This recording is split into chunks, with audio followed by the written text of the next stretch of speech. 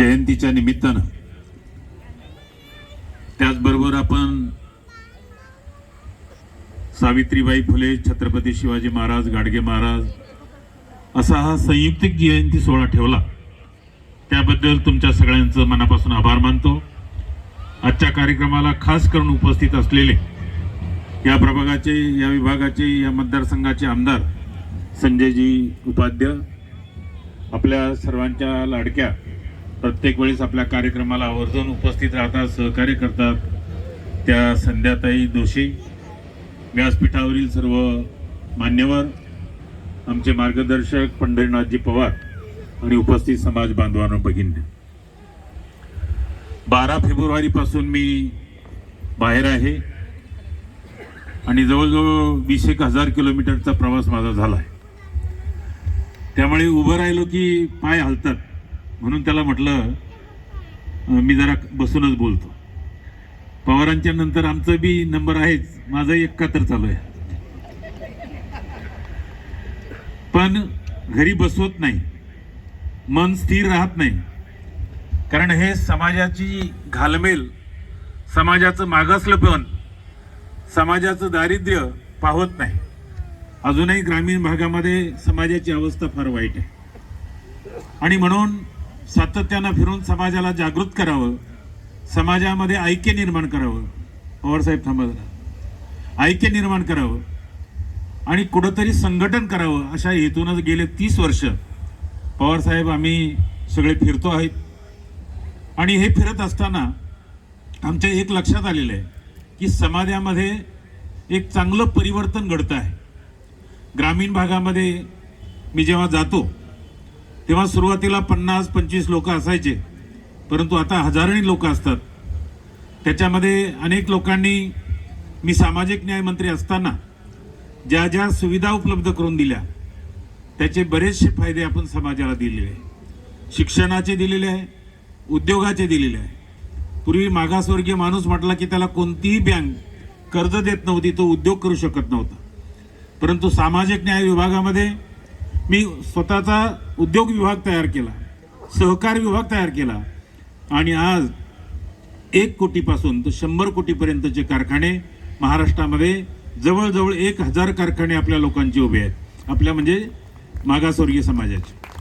आणि आज मोठ्या रुबाबानं अशोक माने नावाचा एक कार्यकर्ता कोल्हापूरचा, तो राष्ट्रीय चर्मकार महासंघाचा एक छोटा कार्यकर्ता होता, रेल्वेने यायचा, परंतु त्याला मला भेटल्यानंतर मला त्याच्याबद्दल खूप कौतूहल होतं, कारण तो खूप हुशार होता, त्याच्यामध्ये गट्स होते।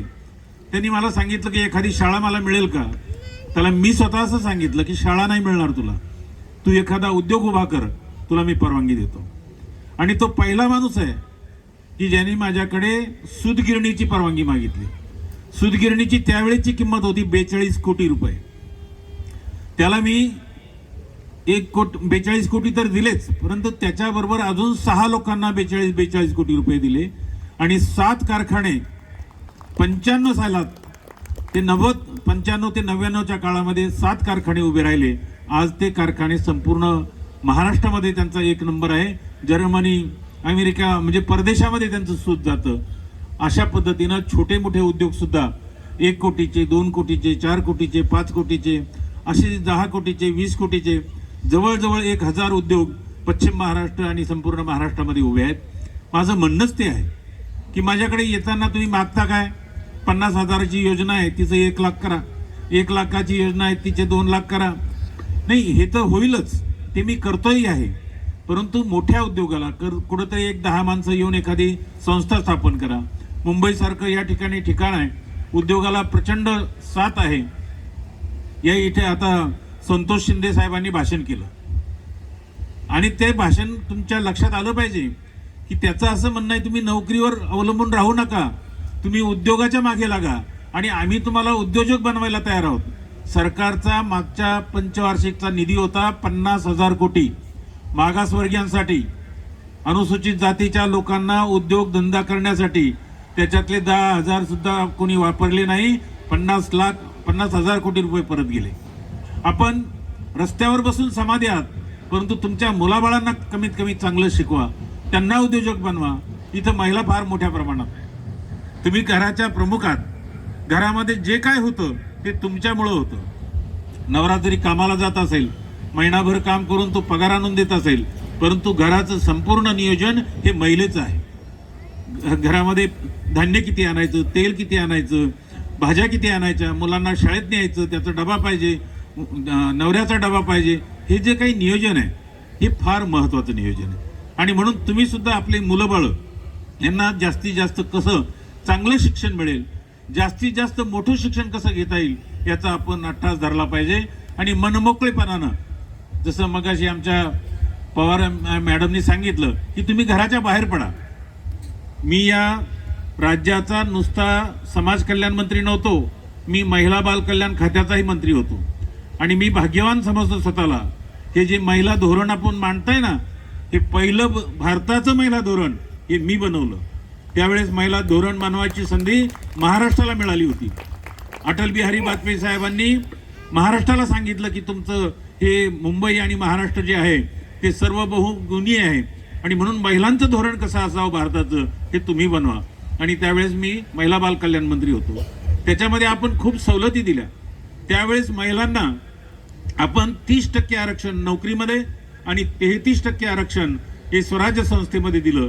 आणि म्हणून आमच्या अनेक महिला सरपंच झाल्या, पंचायत समितीमध्ये निवडून आल्या, जिल्हा परिषदेमध्ये निवडून आल्या, नगरपालिकेमध्ये निवडून आल्या. आज संध्याताई तिसऱ्यांदा निवडून येते, हे त्याचं प्रतीक आहे. आणि आता तर तीच योजना 50%वर आलेली आहे. 50% महिलांना राजकारणात संधी आहे. 30% तर तो कायदाच मी केलेला आहे की जिथे पुरुष काम करतो तिथे 30% महिलांना नोकरी मिळाली पाहिजे. आणि असं असताना तुम्ही कुठंतरी आपलं वेगळं चित्र उभं करण्यापेक्षा आपल्या मुलीबाळी शिकल्या पाहिजे आणि पुढे आल्या पाहिजे. आज सांगायला आनंद वाटतो, ग्रामीण भागामध्ये अनेक आपल्या समाजाची मुलं UPC MPC मध्ये पास झालेली आहेत. कोणी तहसीलदार झालेले आहे, कोणी प्रांत झालेलं आहे, कोणी अधिकारी झालेलं आहे. ह्या अशा पद्धतीची स्वप्न आपण पाहिली पाहिजे. आमचा जो अट्टाहास आहे संघटना तयार करून फिरण्याचा, हा तोच आहे की समाज आपल्या पायावर उभा राहिला पाहिजे. ही गोष्ट खरी आहे की रविदास एक फार मोठा विचार आहे. हे जे पुस्तक दिलं याच्यामध्ये संत आणि संविधान, म्हणजे जे संतांचे विचार होते तेच या संविधानामध्ये विचार आहे. संतांचे विचार काय होते? समानता, समान नागरिक कायदा झाला पाहिजे, कोणी जातीभेद असला पाहिजे. रविदासाचा एक दोहा तर किती गाजतो, ऐसा चाहूं राज में जहां मिले सबन को अन्न, छोटा बडा सम बसे रविदास रहे प्रसन्न. अशा मोठ्या विचाराचा माणूस, त्याचे आपण अनुयायी आहोत. आणि मग आपलं मार्गदर्शन लोकांना मिळालं पाहिजे किंवा आपणच लोकांचं मार्गदर्शन ऐकायचं. याच्यामध्ये तुमच्या रविदासामध्ये एवढी शक्ती आहे की ते सामर्थ्य तुमच्यामध्ये आलं पाहिजे. तुम्हाला लोकांना सांगता आलं पाहिजे की आम्ही समता विचाराचे आहोत, आम्ही बंधुत्व विचाराचे आहोत, आम्हाला जातीभेद मान्य नाही. ह्या सगळ्या गोष्टी लक्षात घेतल्या पाहिजे. मीराबाई जेव्हा त्यांची शिष्या झाली तेव्हा मीराबाईवर प्रचंड टीका झाली की एका चांभाराची तू कशी काय शिष्या झाली. तिने सांगितलं गुरुचं ज्ञान जे मला पाहिजे होतं ते फक्त त्यांच्यात मला मिळालं. मी अनेक लोकांना बघितलं पण ते मला मिळालं नाही आणि म्हणून गुरु मिलिया रैदास असं म्हणून तिने आजपर्यंत संपूर्ण जगामध्ये ठोकून सांगितलं. त्यांचा फार मोठा प्रभाव होता. त्यांना काही राजांनी मुस्लिम बनवण्यासाठी प्रयत्न केला, काही राजांनी त्यांच्यावर हमला करण्याचा प्रयत्न केला. या सगळ्या गोष्टींना त्यांनी, रविदास एक असा संत आहे की सगळे संत हरले, मारले, तोडले, फोडले, परंतु एक संत रविदास हे कधी कोणाला झुकले नाही. ब्राह्मणवादाला सुद्धा त्यांनी तोडाला तोड देऊन प्रश्न उत्तर दिले आणि त्यांना शांत केलं. इतकं बुद्धिवान, इतकं महत्व रविदासांना आहे. आज आम्हाला कळतंय. आता आम्ही कुठून काढतो रविदासाचा फोटो, आम्हाला दुकान मांडून बसलेला रविदास एवढाच माहिती होता. पण जेव्हा मी जन्मस्थानावर गेलो आणि तिथं जेव्हा माहिती घेतली तेव्हा लक्षात आलं की यांचं किती महत्व आहे, यांना किती महात्मा आहे. पंजाबमध्ये जर तुम्ही गेला तर सगळ्यात महत्वाचं तुम्हाला सांगतो, प्रत्येक गुरुद्वारामध्ये जे काही तुम्हाला गाणं ऐकायला मिळतं, भजन ऐकायला मिळतं, ती रविदासाची गुरुवाणी आहे. त्याला अमृतवाणी म्हणतात ते लोक. आणि रात्रंदिवस ती रटत असतात. या अमृतवाणीमुळे, गुरु रविदासाच्या अमृतवाणीमुळे सुवर्ण मंदिर शिखांचं तयार झालं. मी बघायला गेलो आणि बघायला गेल्यानंतर त्यांना म्हटलं ही श्रद्धा कुठून एवढी आली तुमच्याकडे, सोन्याचं मंदिर कसं तयार झालं, तुमचा शिखांचा काही इतिहास आहे का. ती म्हटली समोरची जी भिंत आहे सफेद, तर भिंत नाही, हॉल आहे. जाऊन बघा म्हणून मी बघायला गेलो. मला आश्चर्याचा धक्का बसला. तिथं शीख धर्माच्या निर्मितीपासून तर कालपर्यंत कोण शहीद झाला त्या सगळ्यांचे फोटो होते. आणि त्याच्यात पहिला फोटो संत रविदासांचा होता, नंतर गुरु गोविंद सिंग, नंतर नानक, असे फोटो लावलेले होते. म्हणजे आपला संत इतका मोठा आहे त्याची आपल्याला जाणीव नाही. आपण एकत्र येत नाही. निदान कमीत कमी रविदास जयंतीच्या निमित्तानं आपण सगळ्यांनी कामधंदा बंद करून एक दिवस उत्सव साजरा केला पाहिजे. मी मागच्या याच्यामध्ये 15 तारखेला नाशिकला आवाहन केलं, कोणी घरी बसायचं नाही, सगळ्या जाती पोटजातीनं एकत्र यायचं. 10,000 लोक चर्मकार समाजाचे बाहेर आले.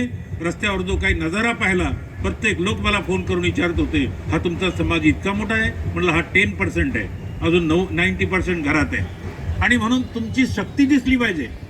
राज्यकर्ते आज इथं हॉल भरून असता तो उपाध्याय साहेबांच्या मनामध्ये अजून एखादी शंका आली असती की बाबा यांना मी लगेच समाज मंदिर द्यायला पाहिजे.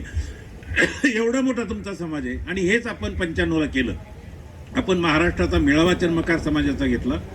2 लाख चर्मकार जेव्हा युतीच्या सरकारनं पाहिलं, गोपीनाथ मुंडे आणि मनोहर जोशींनी माझ्या पाठीवर थाप मारली, काय पाहिजे सांग. 23 मागण्या होत्या.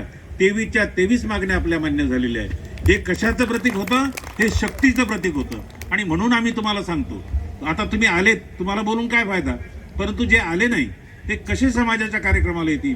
निदान ही शक्ती दाखवण्यापुरतं तरी आपण एकत्र आलं पाहिजे.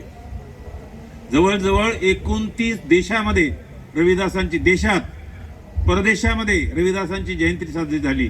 आता तुमच्या यूट्यूबवर जरा बघा, कुठून कुठून न्यूयॉर्क, इंग्लंड, लंडन, अमेरिका या सगळ्या ठिकाणी रविदासांची जयंती असे मोठमोठे रथ काढले. आपल्या समाजाचे जे लोक तिथे रोजीरोटीसाठी गेले ते स्वस्त बसले नाही, ते फॉरेनला गेले म्हणून फार मोठे झाले, फार पैसे कमावतात म्हणून घरात बसले नाही. तर आपला संत आहे तो मिरवला गेला पाहिजे, त्याची ख्याती समजली पाहिजे. अशा प्रकारचं हे सगळं महाराष्ट्रामध्ये, देशामध्ये आणि संपूर्ण जगामध्ये रविदासांचा जो उदो आहे त्याच्यातून तुम्ही मागं राहू नका. कारण रविदासाची शिकवण ही फार मोठी शिकवण आहे. ही एकतेची शिकवण आहे, पुढे जाण्याची शिकवण आहे. बाबासाहेबांनी सुद्धा संविधान जे लिहिलं ते रविदासांच्या विचारावर लिहिलेलं आहे.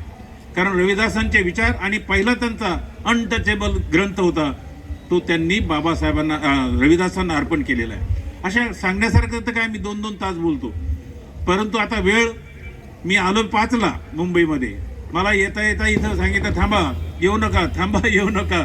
इथं 7ला गेलो. आता परत मला प्रवास करायचा आहे, कारण मी थांबणार नाही, कारण मला उद्या परत कार्यक्रम आहे, परवा परत मंत्रालयामध्ये मीटिंग आहे. हा जो काही प्रवास आहे हा काही माझ्यासाठी नाही. मला आता काही करायचं शिल्लक राहिलेलं नाही. माझा समाज आता जो काही थोडाफार मागासलेला आहे, थोडाफार गावकुसाच्या बाहेर आहे, त्याला गावात आणायचं आहे, त्याला माणसात बसवायचं आहे, त्याला समृद्ध करायचं आहे, त्याला आर्थिकदृष्ट्या, त्याला शैक्षणिकदृष्ट्या, त्याला सामाजिकदृष्ट्या भक्कम करायचं आहे. त्याच्यासाठी हा लढा आहे. आणि म्हणून अशा कार्यक्रमाला येताना समाज बांधवांना अवश्य घेऊन या एवढी अपेक्षा व्यक्त करतो आणि थांबतो. जय रविदास. संदीप घारे हल्ले असतील तर कृपया या ठिकाणी